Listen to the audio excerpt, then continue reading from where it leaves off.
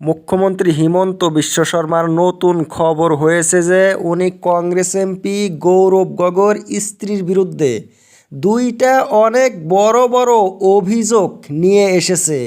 মুখ্যমন্ত্রী বলছে গৌরবের স্ত্রী পাকিস্তানের আইএসআইয়ের সাথে জড়িত।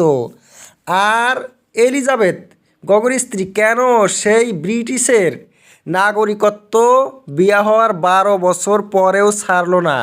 গৌরবের স্ত্রী ইন্ডিয়ার ওয়াইফ কিন্তু নাগরিক হয়েছে ব্রিটিশের। কেন? এই দুটা অভিযোগই হয়েছে গাছে গরু ওঠার গল্প। গাছে গরু উঠে শুনেছেন?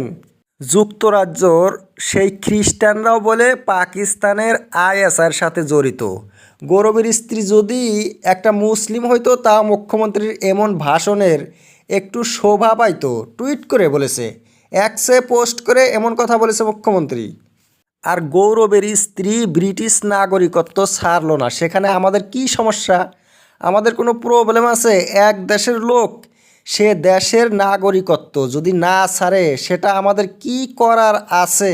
আর আমাদের কোনো সমস্যাও নাই যদি এক ব্যক্তি তার দেশের নাগরিকত্ব না ছাড়ে। আপনারা জানেন পাকিস্তানে বিয়ে হয়েছিল ভারতের সানিয়া মির্জার, কিন্তু সানিয়া মির্জা ভারতের নাগরিকত্ব ছাড়ে নাই।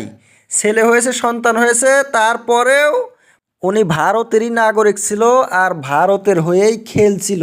আর হিমন্ত বিশ্ব শর্মার তখন কোনো প্রশ্নও ছিল না কেন সানিয়া মির্জা এখনও ভারতের নাগরিক। কিন্তু উনি এখন টুইট করে বলেছে যে এইগুলো হয়েছে সিরিয়াস কুয়েশন আর এইগুলো কুয়েশনের জবাব দিতে হবে। জবাব চাই আমি।